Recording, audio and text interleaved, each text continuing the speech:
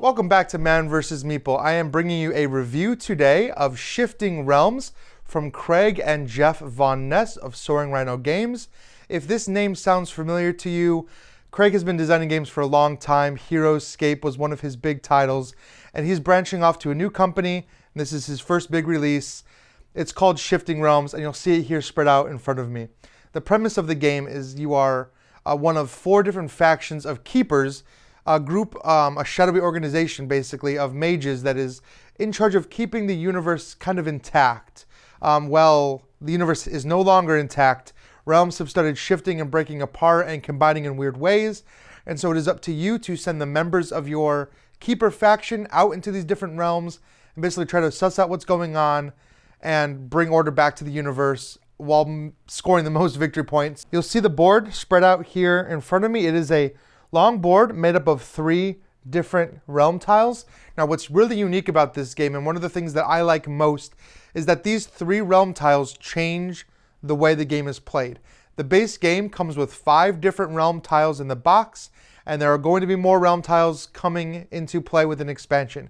You're going to choose 3 different realm tiles and lay them out in a random order. Now, each one of these realm tiles comes with its own buildings, its own story cards, its own tasks, which score you victory points at the end of the game, and sometimes even things like this dragon, which is a mini that will move around the board and cause chaos. I've got 3 set up here. Basically, the Dwarven realm, the Priest realm, and the Orc realm are the 3 things. The Dwarven realm features the dragon, and the Orc realm features the Orc king that can be interacted with on the board. You're also going to see the buildings, which are over here on the side, showing you the cost that it requires to build them, as well as the victory points on that building. So you're going to see a couple of different things here. You're going to see the requirement of which terrain this needs to be placed on. You're going to see the victory points and then the resources. Some of them will actually have special abilities as well. So building these buildings is kind of a key portion of the game. And you're also going to see over here story cards. These story cards are going to basically turn into action cards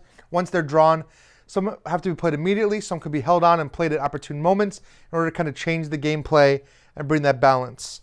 In addition, you're going to have task cards for each realm. And these tasks are going to give you things to do at the end of the game. For example, the Dwarven realm, I have a Dwarven Miner, which wants me to collect gold to get victory points. So these are all different. Again, there's 4 different task cards for each realm. So playing the same realm over and over again doesn't even mean you're going to have the same task. You'll also see the Meeples. You've got 2 different styles of Meeple. You've got your soldiers and your scouts. Your scouts are used to collect resources. The soldiers will battle other soldiers and also try to protect your scouts from the enemy soldiers that can move across the board. Then you'll see up here, you've got your 4 different kinds of resources. You've got your wood, which can be found in forests. Your gold, which can be found in gold mines. Your stone, which can be found in quarries. And then magic, which can be generated from these places of power. Magic is kind of a wild resource. You can turn 3 of that magic in for any other resource in order to build. So you'll see a game kind of set up here. We've dealt out the 3 tiles. We've set up all the cards. We've handed out the story cards and the task cards that you'll need to start playing. And we've put our pieces out on the board. You're going to start with 1 soldier and 1 scout on each of the 3 town halls from each of the 3 realms you've chosen. You're also going to start with some starting gold, which can be used to bid on the turn order cards. And you'll notice here you have 4 different turn order cards with the number on the front, and some of them will actually give you bonuses to start the game with. So, for example, if you don't want to be first player, you can choose up to 2nd, 3rd, or 4th. Bidding the most doesn't mean you're first; it just means you get to choose first. So, if you want to be 4th player and start with a resource bonus, you can. Then you flip it over and it's got your player aid on the back. You'll notice the score track here. You put 1 little piece to keep track of your score, and then you're ready to start the game. On your turn, you can take 3 different actions, and you can do these actions multiple times with a few different smaller restrictions based around that. And I'll talk about those restrictions as they come up. But basically, you're doing 3 actions. The most basic of those actions is to recruit. You can pay gold to recruit new figures into play. You can choose any 2 units from your supply. For example, a soldier and a scout would work, or I could put in 2 soldiers, or I could put 2 scouts. Now these are going to come in at the town hall, or if you do have control of a building in the area, they can come into the building. This is how you're going to bolster your troops, increase the number of workers you have on the board to harvest more resources and things like that. So for example, red might take 2 scouts, and I could put one up here in the Dwarven realm and one down here in the Priest realm. So you're going to be kind of spreading out the board from those locations. Like I said, if I had a building, I could put it up. So that's one of the basic things you're going to be doing. You can also move. You can take any number of units. So I could take both of my scouts and my soldier from this space and move them to any space up to 3 spaces away. So for example, I could move 1, 2, 3 to this stone mine. Now, the scouts will take up scout positions here, and you notice there's only 3 positions. So blue could come in here, green can come in, but they're not allowed to take a spot. They're kind of out of luck when it comes to that. So red is going to sit here and be able to collect stone, and blue will also collect some stone as well during the resource part of the game. Once you've moved a unit, you cannot move those units again this turn. So while you can take the move action multiple times, you can't take these units and move them again, but you could come down here, for example, and move another set of units. You can also use an action to draw story cards. You'll see the different story cards from the different realms spread out across the game. These story cards are going to be powerful cards that are going to either help you, maybe hurt your opponents, or have some kind of global effect that happens. Now, you can only ever draw 2 a turn. So I know you've got 3 actions to spend. You can only ever dedicate 2 of them to drawing these story cards. I've got a few story cards here in front of me, and you notice they're all kind of different. For example, mixed in with the Dwarven area, you have cards that let the dragon attack. The dragon is going to move spaces, and he's going to eat people as he moves. So as you move him across the board, you'll get control, and you'll be able to take scouts and soldiers off the board, basically eaten by the dragon. So there's just a lot of flavor and variety in these decks. Also on the back of scoring cards, you'll see, or story cards, you'll see the game ending objective printed out here. Each of the 3 realms that you have in play can end the game in a different way. So like I said, the 5 different realms, 5 different gaming conditions. The game ends when 2 of these conditions are met. So if you're ever wondering, you can kind of just look at the back of your story card. It will tell you what the gaming condition is. And you'll kind of be able to look at the board and see. Now, the game ends when 2 of these are complete. So you kind of have to keep an eye on the different objectives. The game can end very suddenly. The last thing you can do, and kind of the more meat of the game, is to build buildings. As long as you have the resources to pay for a building, you can pay for a building in any realm, and you can play that building within its realm. So you can't cross realms with the buildings, but you also don't have to have presence in a realm to build a particular building. So you can look across this building row and build whatever buildings you can afford, or whichever buildings fit your strategy. Now there's 9 buildings in the game. Some of them are worth more victory points, some of them have abilities, so you need to cater your strategy to the buildings, and vice versa. Take buildings that help you move that strategy forward. So you can choose a building here. All of the buildings in the stack are the same, but there are only 3 of each building, and 1 player can build multiple buildings of the same type. So if you're not quick enough, you might lose out on building some of those. Once you build a building, you flip it over, you put it on the correct spot. For example, the Dwarven mine has to be built on one of these mine spaces. You'll cover that space up, and you'll put a scout on there to mark that as yours. Now, I've just done 2 things. I've blocked a gold mining spot, so nobody else can come over there to mine gold, but also I'm now getting 2 gold every turn just for having that mine. However, this scout is now out of the game, so that means I can't use that scout other places. It is possible to completely run out of your supply of scouts, in which case you can't build any more buildings. So those are all the actions you can take in the game. Now notice I didn't mention combat at all.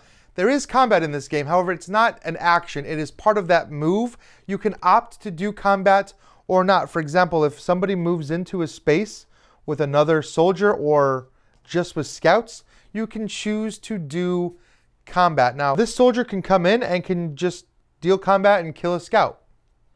If there is a soldier there, a soldier can protect up to 2 scouts. So in this example, the soldier comes in, these scouts are both protected. The soldier can opt to kill this other red soldier. However, both soldiers are going to be killed in the battle, which would then possibly leave blue the space to come in and kill those scouts for them. Killing a scout is great because it will let you free up some space. And also, if you see some undefended scouts like here, it's easy just to move in and kill those scouts and get them taken off the board. So the game can be very mean, or you can choose to be peaceful. You can move in without actually fighting. For example, maybe red wants to keep their soldier alive to protect their scouts here, you don't have to initiate that fight if you don't want to. Once you've done your 3 actions, play is just going to continue clockwise like that. There's nothing really to signify the end of a round or anything like that. You're going to do your turn, and then you're going to collect resources for every scout you have out on the board. For example, red will collect 2 stone and 2 wood and 2 gold that round, and that just kind of goes into your personal supply that can be used to build buildings on the next turn. And it's just going to continue until those game end triggers are met. The game can end in 2 ways. I already talked about the game ending if 2 of those objectives are met, but if every building, all of these 9 buildings, if they're all gone and all out on the board, the game will end that way as well, in which case you finish the round and then that's the end of the game. So let me give you my quick review of Shifting Realms. First of all, I've said this a lot during the video. I think it is so unique and cool the way that these boards fit together.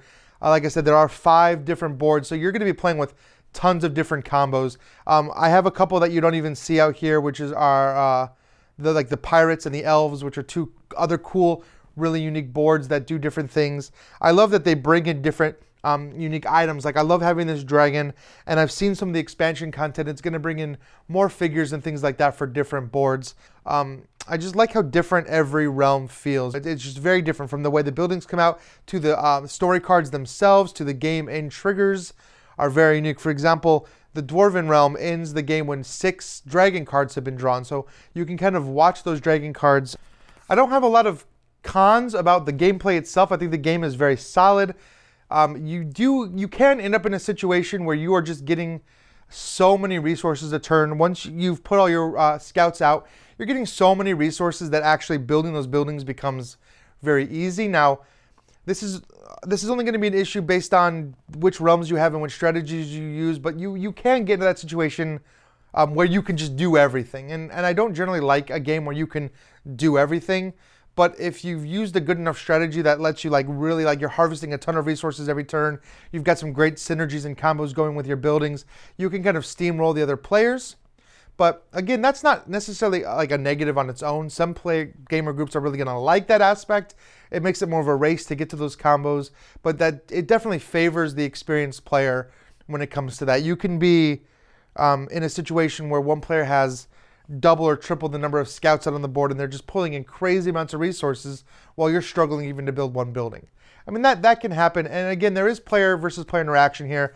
So one player that's kind of massing up an army can just move from space to space, just killing everyone's scouts. Again, that's built into the game. So you have to know that going in. If you have a player that really likes that player versus player interaction and really likes that fight, they're probably going to go heavy on that strategy. So watch for it. You can counter that. There are ways to do that. My only real negative is that I wish that the game board was a little more colorful. I wish these buildings were a little more colorful. I think this game would have been great with kind of more of a Warcraft style cartoony artwork to the different buildings, and also just a different art style for every realm. Again, this is kind of a minor complaint, but looks and aesthetics do matter.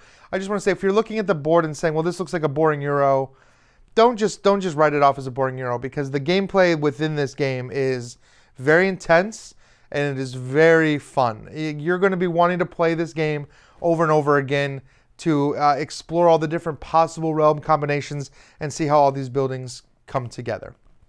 So that is my review of Shifting Realms from Soaring Rhino Games. This game will be available at Essen to purchase, and it should be coming out in retail not too long after. Thank you for watching. Please leave any questions or comments down below. Follow us, like us, subscribe here on YouTube, and as always, thank you very much for watching, and I will see you next time.